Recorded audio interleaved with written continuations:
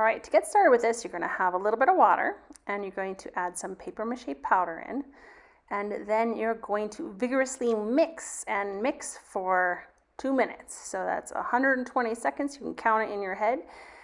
You need to mix it because otherwise it might not work as well. Just go, go, go, go, go. Take your time.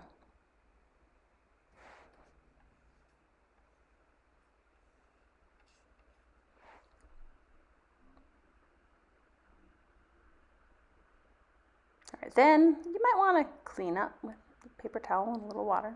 You're going to put your face down and you can add shapes with Play-Doh. It doesn't naturally stick. You might have to figure out ways to get it to work. I'm making horns just for funsies. Then you use some aluminum foil and kind of squish it together.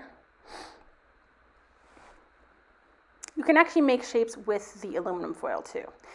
And you can use cardboard and all sorts of other things, lots of things you can think of. If you need something that I don't have, just ask me and I'll try to bring it in the next day. Okay, so this is super sped up, so this actually takes a fair amount of time, but it's pretty meditative and fun. You're going to put paper mache on both sides of the paper, and the paper does not stick to the aluminum foil, so you're going to have to be patient and try to smooth it out as you go. And I would recommend going vertically on the first time and then maybe horizontally on the second time or something similar to that.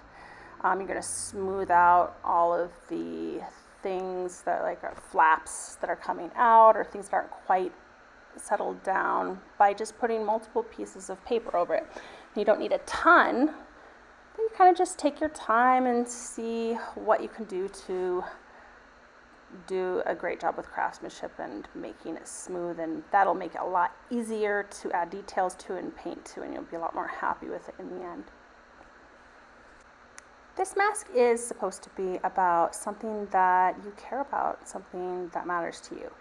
And so while you have made some sketches and you chose which one you want to do, it is your artwork and you can be flexible with it. So if you're working on something and then you come up with an idea of how to improve upon what you've decided to do, or, oh, I want to do something completely different, this is way cooler, this matters to me more, then that's okay. You have that ability to do that when you're making artwork. You can change things up. You can actually tear the paper as you're going, even when it's wet, if you need to. If that makes it easier to do a certain spot. Okay, you can see the shape of the horns is sort of coming out. It's a little bit harder, so I'm going to use a few more sheets. Sometimes longer, thinner pieces make that easier. Sometimes a little flat piece will be helpful.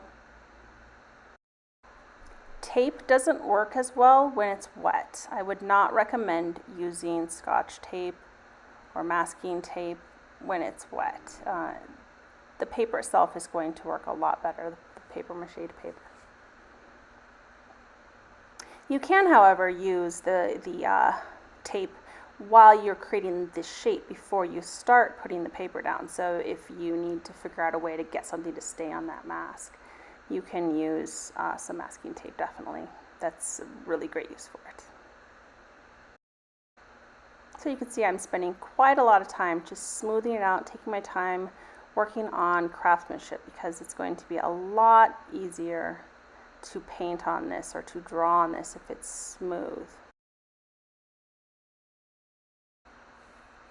At cleanup time, you're going to want to wash your brush thoroughly, so you might need to squeeze it out a few times, use lots of water. Then go ahead and get a wet wipe. Which is probably better than a paper towel, but paper towel might work too. You just need lots of water. You're going to want to wash that wet wipe again so that you don't have to use 5,000 of them, and then squeeze out all of the water and use it again until your table is not pasty anymore. So I actually started painting this when it was still a little wet. I was a little impatient, and you'll notice that it does have slightly different properties when you start it when it's wet, which is interesting and okay. It's not a big deal. So you try out both ways depending on what you feel like doing, but it just makes it harder to do a very dark and exact line when it's still a little bit wet, which is fine. Especially at first, you might want to use a big brush to get in all the big blocks of color that you want to do.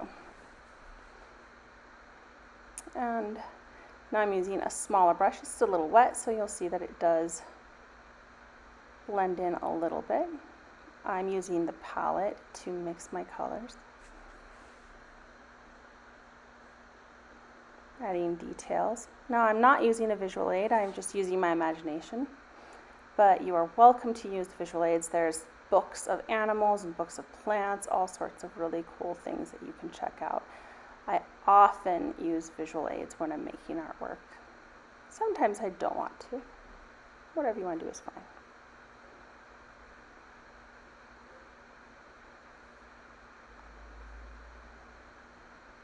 You can see that when you mix the colors on the palette, you can get really subtle colors.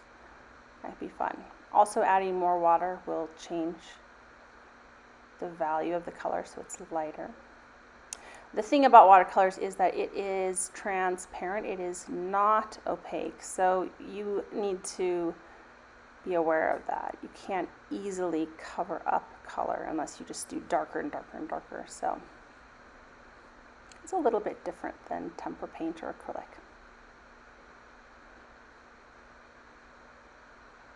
I'm using a bigger brush again to get some bigger shapes in.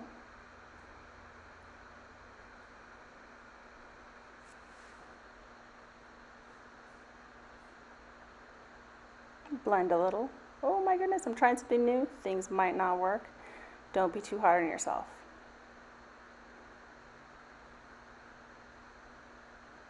Play with colors, see what you can get. Make sure you wash your brush in between the colors so you don't mess up the watercolor palette, if you can help it. Use the palette area for the mixing.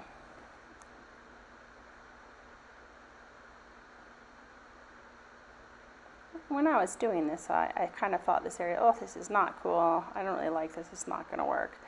And you often feel that way when you're making something, when you're doing something, and that's okay. And you just take the time to tag yourself and go, okay, what did I do well? Why did I do that? And what can I do to make it better? And generally, that's a really good approach for yourself as well as for your classmates. You can also ask people around you, well, what do you think I can do with this? We can tag it together as well, but there's lots of experts that are right next to you as well.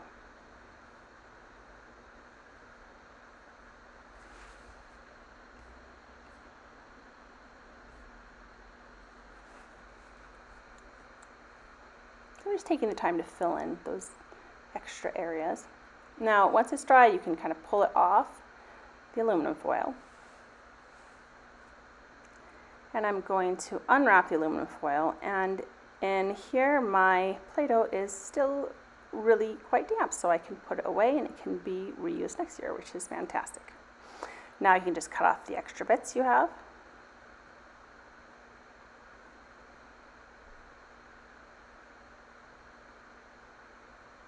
And clean up a little bit. Now I'm going to check and see where my eyeballs are. So use a pencil, but don't poke your eye, please. Be very gentle and kind of feel where your eye is and then put a little mark there.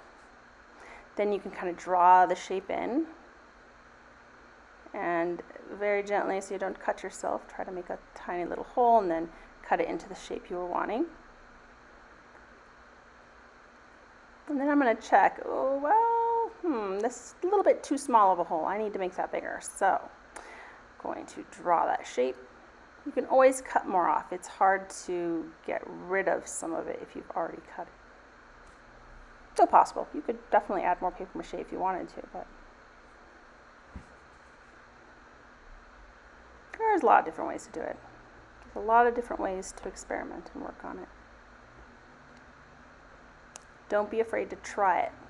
If you make a mistake, you can fix it most of the time. Okay, clean up, clean up. Oh, get stuff off the floor. Don't leave a huge mess. Please, please. All right, try it out. Oh, that seems to work okay. Yeah, not too bad. Okay, now I'm gonna, now that it's dry, do some more painting. You can see I can do much sharper lines when the mask itself is dry, which gives me options that work really well. I can shade and add some details. play with texture, have a grand old time.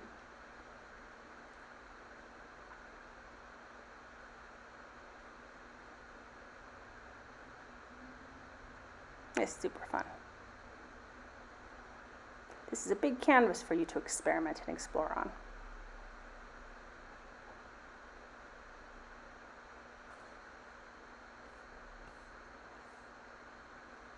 Yeah, you switch the brush size and get a different effect. All right, now I'm going to poke some holes in to put my elastic on so I can put it on my head. So this side was a little thinner, maybe I just had 2 layers. So it went right through.